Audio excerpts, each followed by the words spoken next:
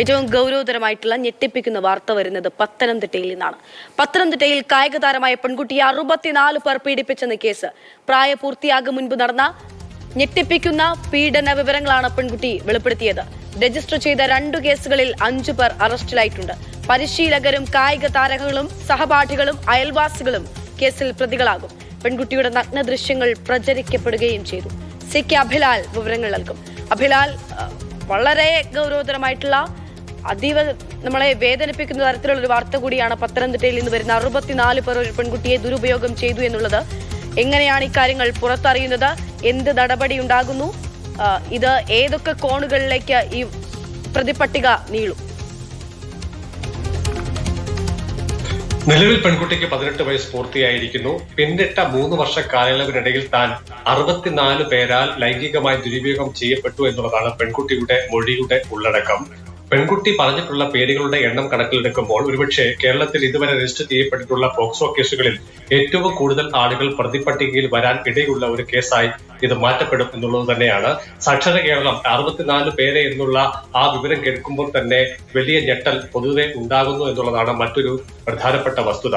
കഴിഞ്ഞ 3 വർഷ കാലയളവിനിടയിൽ തന്നെ പീഡിപ്പിച്ചവരിൽ കായിക രംഗത്ത് പ്രവർത്തിക്കുന്ന ആളുകൾ, അതോടൊപ്പം തന്നെ സഹപാഠികൾ, കായിക പരിശീലകർ, സമീപവാസികൾ, ബന്ധുക്കൾ അടക്കം 64 പേരുടെ പേരുകളാണ് പെൺകുട്ടി പങ്കുവച്ചിട്ടുള്ളത്. അതിൽ തന്നെ 32 പേരുടെ മൊബൈൽ ഫോൺ സേവ് ചെയ്യപ്പെട്ടിട്ടുള്ള നമ്പർ അടക്കം പെൺകുട്ടി നൽകിയിട്ടുണ്ട്.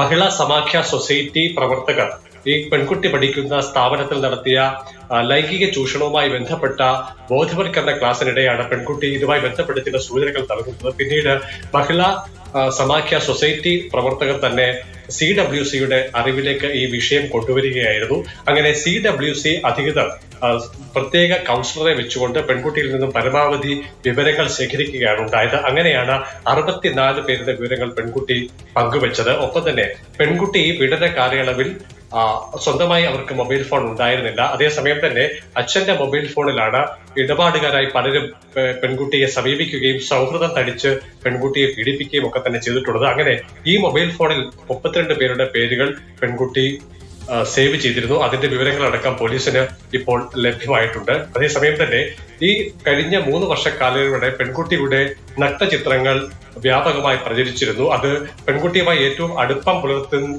പുലർത്തിയ സഹപാഠിയായിട്ടുള്ള ഒരാളുടെ കൈവശമാണ് ആദ്യം എത്തിയത്. പിന്നീട് അത് വ്യാപകമായി പ്രചരിച്ചു. അങ്ങനെ ഈ ദൃശ്യങ്ങൾ കണ്ടവരൊക്കെ തന്നെ പെൺകുട്ടിയുമായി സൗഹൃദം തടിക്കുകയും പെൺകുട്ടിയെ സ്കൂളില് കായിക ക്യാമ്പ് നടന്ന ഇടങ്ങളിൽ ഒപ്പം തന്നെ പെൺകുട്ടിയുടെ വീട്ടിലെത്തിയും പീഡിപ്പിച്ചു എന്നുള്ളതാണ് നമുക്ക് ലഭ്യമാകുന്ന വിവരം. എന്തായാലും പത്തനംതിട്ട ഇരവന്തിട്ട പോലീസ് സ്റ്റേഷനിലാണ് ആദ്യ കേസ് രജിസ്റ്റർ ചെയ്തിട്ടുള്ളത്. അതിൽ 5 പേർ പിടിയിലായിട്ടുണ്ട്. ഈ കേസിൽ തന്നെ പ്രതിയായിട്ടുള്ള ഒരാൾ മറ്റൊരു കേസുമായി ബന്ധപ്പെട്ട് നിലവിൽ റിമാൻഡിൽ കഴിയുകയാണ്. അയാളുടെ അറസ്റ്റ് കൂടി നാളെ രേഖപ്പെടുത്തും. ഒപ്പം തന്നെ മറ്റ് ചില കേന്ദ്രങ്ങൾ, അതായത് പെൺകുട്ടിയെ എത്തിച്ച് പീഡിപ്പിച്ച ഇടങ്ങളുമായി ബന്ധപ്പെട്ട പോലീസ് സ്റ്റേഷനുകളിൽ വൈകാതെ തന്നെ കൂടുതൽ കേസുകൾ രജിസ്റ്റർ ചെയ്യുമെന്നുള്ളതാണ് നമുക്ക് ലഭ്യമാകുന്ന വിവരം.